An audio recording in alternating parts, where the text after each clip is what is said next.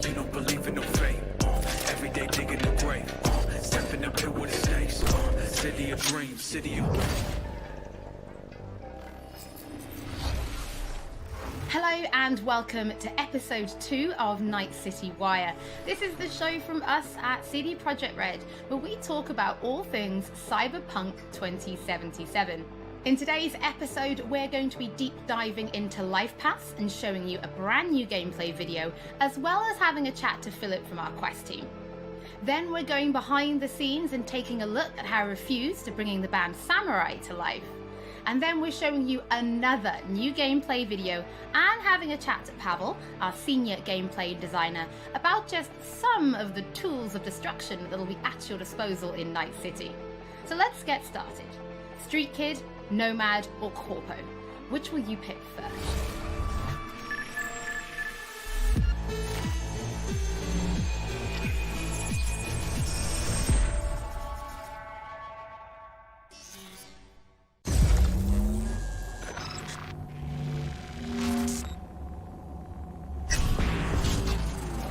Well, who do we have here? Grew up in Haywood. The whole street was my family. Neighbors helped each other out. Thought nothing of it. I'm pleased to see you have not forgotten your roots. Born here, live here, die here. Childhood memories. Robbing buildings, running away from badges. Iron tasted blood from a split lip. Motherfucker! Got everybody fighting for a slice of the street. Get the fuck out of Vista. If you keep getting jumped, you find some stronger choosers. Do you want to spend the rest of your days blasting scabs? Or become a legend overnight? We have arrived. The Major. Ready to get your cherry bobbed? Yeah, come on!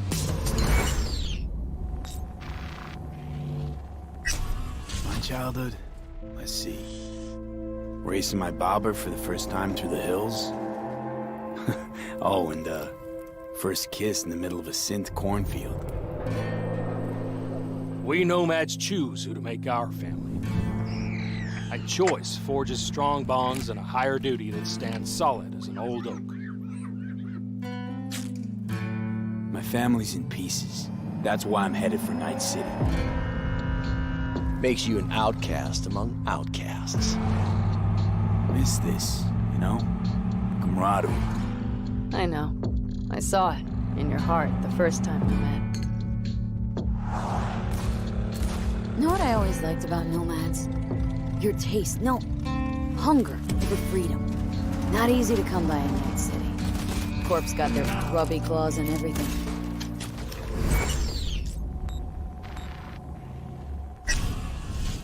I have those reports you asked for. They were supposed to be ready yesterday. The world's going to tear us apart when the word gets around. The world's never going to find out. If I go down, you're going down with me. No! I'm not fucking joking! This isn't a request, V. But no way you're fucked, right? You're the one who fixes other people's shit. If you work in Arasaka counter intel, you're always fucked. Today, they got you to zero somebody. Tomorrow, they'll get somebody else to zero you. What's the rules, Jack? Want to be top? Gotta have some skin in the game. Yeah, but you're not on top. Saburo Arasaka is. And you're the pendejo who keeps him there. Work for yourself, live for yourself. That's the only way.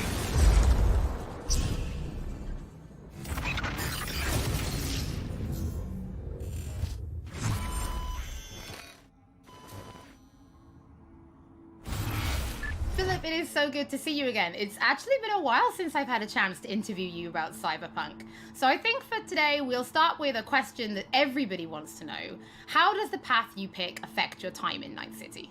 It actually affects your time quite a lot throughout the whole game, but let's start at the beginning, because basically our game has 3 different starts depending on your life path. As an example, if you choose the Street Kid life path, you have lived most of your time in Night City.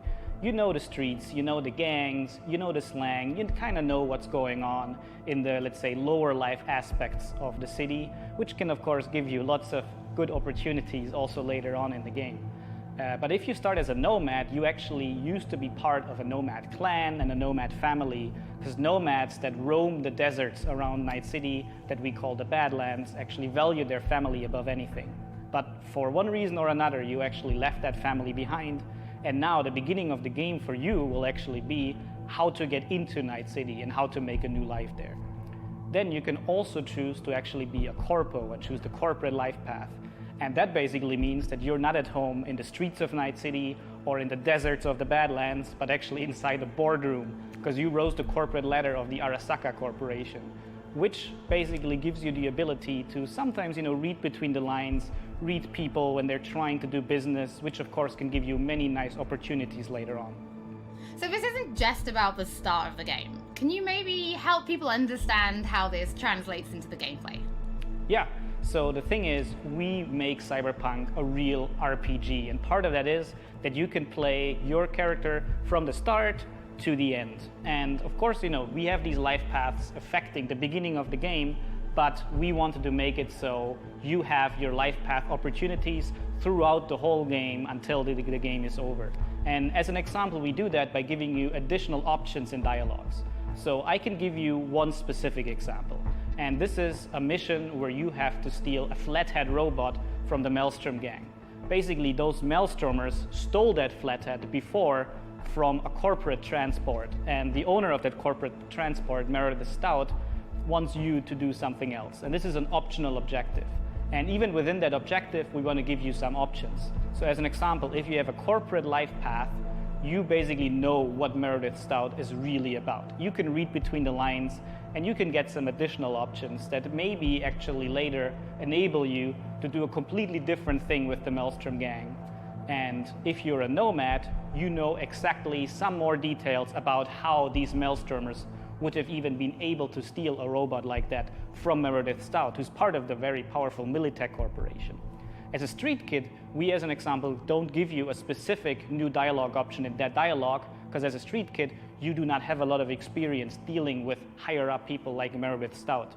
But we want to give you additional options that fit your life path very well. So later when you actually talk to the Maelstrom gang, one member of the gang offers you some illegal substance, but as a street kid, you actually know what this is about. You can talk some shop with him, and that might actually make that character like you a little bit more. So Philip, I do have a couple of extra questions for you based on the video we just saw. And the first is about nomads. So the nomad life path, this starts in a place called the Badlands. Is this somewhere you get to visit even if you don't pick nomad to start with? Yes, absolutely. So the thing is, Night City is surrounded by this huge landscape that we call the Badlands, and you can go there whenever you want. So as an example, if you actually do play the nomad life path at the start and you are in the Badlands, you can even see Night City on the horizon. And we want to give you the option later in the game, if you want, you can just take your car and drive out of the city. You can go there whenever you want. Thing is, you might not want to, because the Badlands can be a pretty dangerous place at first, because time has not been very kind to the Badlands. There have been many wars in the past, there's global warming, so most people that do live out there don't really have another choice about it, or are nomads that love this life and are all about it and are very battle-hardened. We of course also want to tell their stories, because we want to tell many different stories throughout the cyberpunk genre, which means that you will also find missions that lead you out in the Badlands or where you deal with the people living there. So Philip, can you tell us a little bit more about the character Padre? He's the guy we see giving his business card to Street Kid V in the video. Who is this man? Yeah, so Padre is actually one of the fixers in Night City. And fixers are people that work as intermediaries. So if someone who has a lot of money needs a problem solved, they go to a fixer. And a fixer then finds people who can solve that problem. And these people are people like you, V, cyberpunks. Fixers are very territorial. So Padre specifically works from Haywood, which is where you as a street kid grew up in, so you already know him.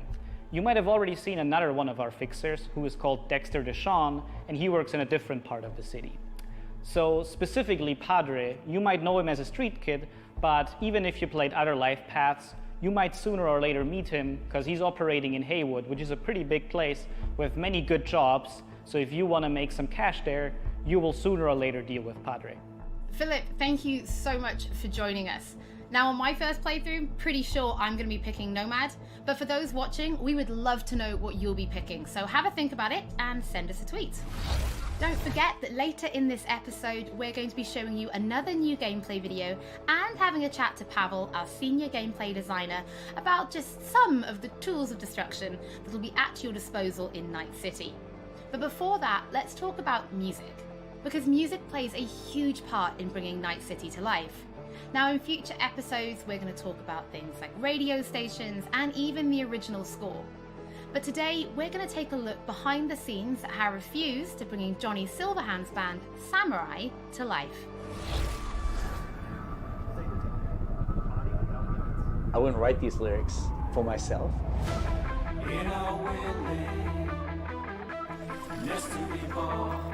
So it's kind of interesting to get into like the mindset of who is this character and what would they write about, or what's their agenda. It's interesting to try to like catch a language that's his and try to catch a language that's like a part of this game.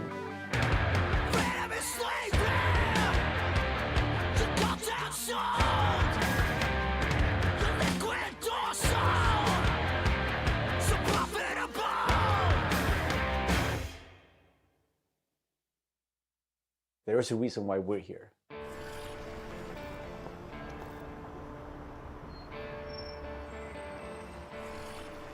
It was Piotr maybe who was a fan of the band. He knew Refused and he knew my voice, and he said, oh, that's a perfect voice for Johnny.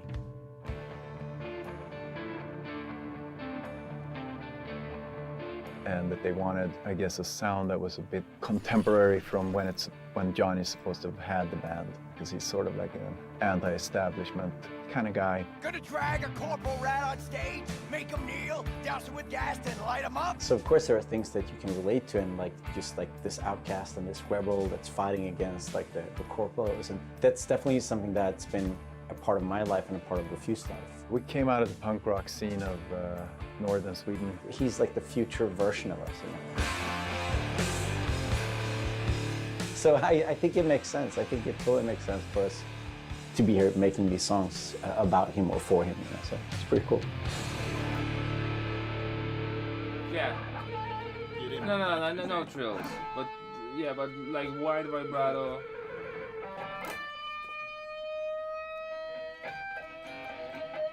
And then, I mean, just sort of build, yeah, slowly build sort of intensity. We don't have a different mode than just going all in. So we really work on these songs, trying to make them as good as possible. But then they're not actually our songs. It's interesting as a musician to play another musician, because that's essentially what we're doing. I mean, we're not here as Refused, we're here as Samurai. And I'm here with Johnny Silverhand, you know? So it's like the voice we're representing here is someone else. We'll never fade away! It's been a mind fuck.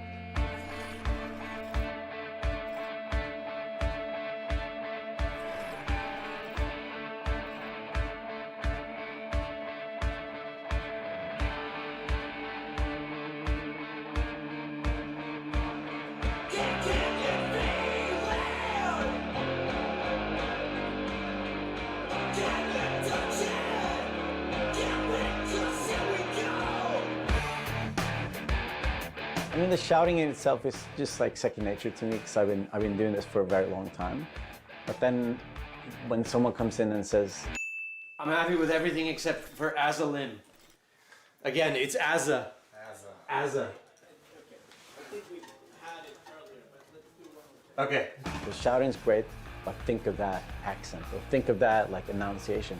It's a bit weird because it's a very different way of singing when you're screaming like that, and it's hard to sort of swallowing some syllables there.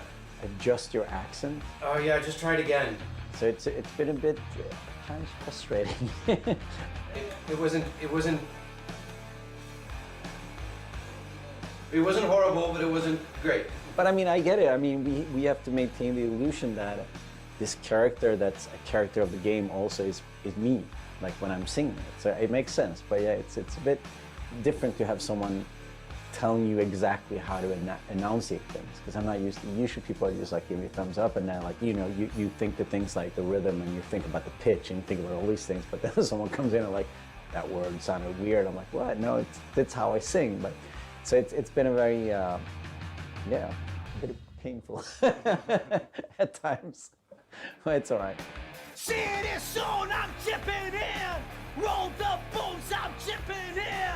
Belt that cone, I'm chipping in. Mayhem flows.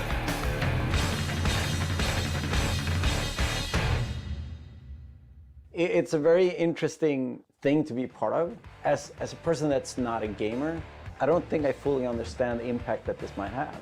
If people like these songs and if people are excited, then that's going to be great. I mean, we are spending a lot of times trying to get this right, trying to get it to sound like, you know, like samurai would sound, you know. So it's quite interesting. It's a very different way of making music, actually.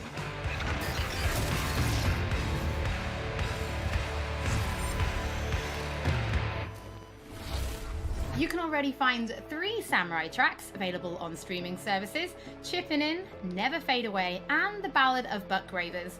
But we're excited to announce a 4th new song called A Like Supreme, which is coming to streaming services today. That means you can check it out once the show is over. Don't forget that if you're tuning in late, or if you just want to watch anything again, we will be uploading everything to our channel soon. Next up, Pavel and I are going to introduce you to some creative ways that you can solve problems in Night City.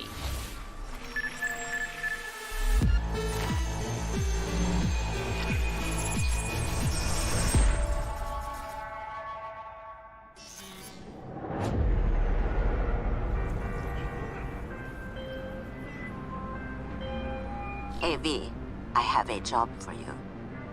A client of mine is making an arms deal. He needs protection. It could get hot, very hot. The gun dealers are Maelstrom. Alas, nothing ever transpires as planned with them. You better gear up for this.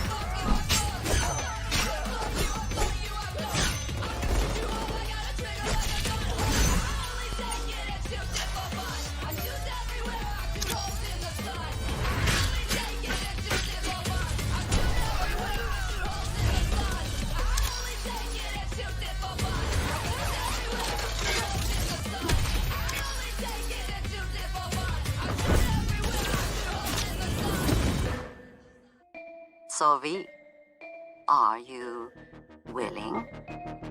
Yeah, I'm in.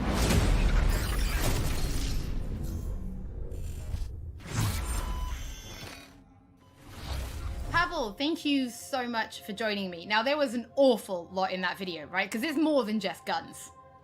Absolutely. We have melee weapons, we have ranged weapons, we have cyberware, we have offensive cyberware, defensive cyberware, armor. We could talk for hours and hours about this stuff. I think just for today's episode, we should keep it simple and let's just talk about guns. Can you tell us the different types of guns that will be in the game? So we have 3 distinct types of guns in our game. We have power weapons, we have tech weapons, and we have smart weapons. Now, power weapons are the most similar to contemporary weapons. One thing they can do, which normal weapons cannot, is ricochet bullets off of surfaces. So you can hit somebody hiding behind cover or hiding behind a wall. Now, tech weapons, on the other hand, use electromagnetic power to propel a fully metal projectile to extreme velocities. What that allows them to do is to punch through cover or punch through walls to hit somebody who's not even aware that you're there. Smart weapons use guided missile technology to actually track targets in real time. So you can hit somebody who's dodging, running away from you, or you can hit somebody who's hiding behind cover. So Pavel, Cyberpunk doesn't just contain FPS elements, right? It's also a fully fledged RPG. So can you tell us how you guys approached introducing those RPG elements into Gunplay? So I can tell you one thing, Holly, it wasn't easy to merge those two elements together. Now, we've spent a considerable amount of time merging the RPG and FPP side of our game. What the player will experience is that V changes from a small-time mercenary to a legend in the world of Night City. V becomes more and more proficient in using weapons as the game progresses. So they will see that reload times become shorter, the accuracy of your weapons grows, you will have faster aiming time, you will move faster with your weapons.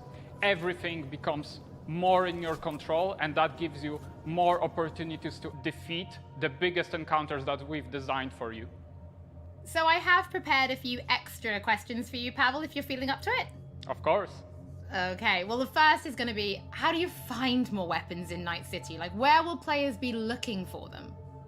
So I expect the players to look everywhere for new and exciting weapons. You can, of course, buy weapons at vendor shops, and they will house an entire catalog of weaponry that you can get. However, the best weapons that you can find will be taken from enemies or loot caches that we have everywhere in Night City. The weapons rarities range from common through uncommon up to rare and then legendary. And as they go in rarity, they actually climb in power. However, legendary weapons are very specific in such a way that they possess unique abilities that you will find on no other weapons in the game. The players will actually need to make some tough choices to find some legendary weapons, because maybe they need to choose whether to kill a person who holds the legendary weapons that they want, or to spare them because they like them as a character. So next question, let's talk about weapon modifications. What mods can people give to their weapons in Night City? So we have two types of modifications in the game. One of them would be modifications that we call attachments. So these would be scopes and silencers, and you can see them actually being attached to your weapon as you're playing the game. They give you statistics advantage, and they give you more opportunities in gameplay. The other part of mods would be software mods. Now, these are basically small chips that you install in your weapon, and they actually change the statistics of the gun. They can give you damage, they can give you accuracy, or they can give you more fire rate. Some of those mods actually change the gunplay on a more fundamental level, so they can give you non-lethal rounds, biochemical rounds, to tear through that armor even faster. So I suppose for my final question, why don't you tell us about your favorite weapon then? Which is your favorite weapon so far in Night City? Oh, there are so many weapons that it's hard to choose just one. But I can mention some manufacturers with their weapons that I absolutely adore. The first manufacturer would be Tsunami Defense Systems, who produces the sniper rifle Nekomata. That's a tech sniper rifle. That means that it can pierce through walls. So you can actually hit somebody who's hiding behind cover or who doesn't even know you're there. Of course, I also like a close quarters approach. And what that needs is a shotgun. One of the shotguns that we have in the game is Budget Arms Carnage. Now, that thing is cast from pure steel, and it weighs a ton. However, you can cut a person clean in half with it. Another shotgun that I absolutely love, it's for a more refined approach, I would say, is a smart shotgun, Kangtao Zhuo. That thing has 8 barrels, and that means it can track 8 targets independently. Now, killing an entire room was never simpler. Pavel, thank you so much for joining me. Thank you for having me. I'm actually pretty interested to see what kind of weapons people discover when they play Cyberpunk for themselves. Before we end episode 2, this is a reminder that those who wish to dive deeper into the lore can now pick up The World of Cyberpunk 2077. This is a brand new book created in collaboration with Dark Horse Books that will give you an extensive look at what makes Night City tick before jumping into the game this November.